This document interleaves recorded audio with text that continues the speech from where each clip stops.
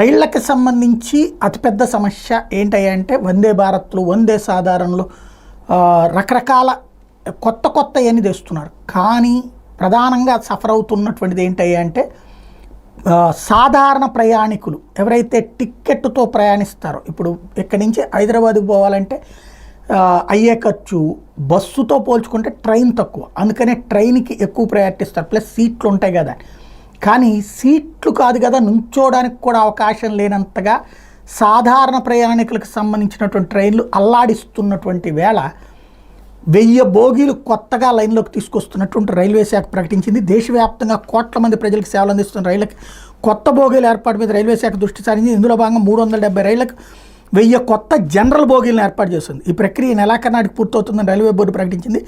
ఈ బోగీల ద్వారా రోజు 1,00,000 మంది ప్రయాణించవచ్చని పేర్కొంది. పలు రైళ్లకు ఎప్పటికే 583 జనరల్ కోచ్లను అమర్చితే మిగతా రైళ్లకు ఏర్పాటు ప్రక్రియ కొనసాగుతున్నట్టు ప్రకటనలు తెలిపింది. దేశంలోని అన్ని రైల్వే జోన్లు, డివిజన్లలో ఈ కోచ్లను ఏర్పాటు చేసే ప్రక్రియ కొనసాగుతుందని రైల్వే బోర్డు సీనియర్ అధికారి ఒకరు ప్రకటించారు. రాబోయే 2 ఏళ్లలో 10,000 నాన్ ఏసీ కోచ్లను ప్రవేశపెట్టాలని యోచిస్తున్నామని రైల్వే బోర్డు చెప్పింది. ఈ నాన్ ఏసీ కోచ్లను అధునాతన సౌకర్యాలతో పాటు భద్రతా ప్రమాణాలతో రూపొందించినట్టు కూడా రైల్వే శాఖ చెప్పింది. ఇది చాలా ముఖ్యమైనటువంటిది. ప్రజలు మోడీ సర్కార్ మీద తీవ్ర ఆగ్రహంతో ఉంది.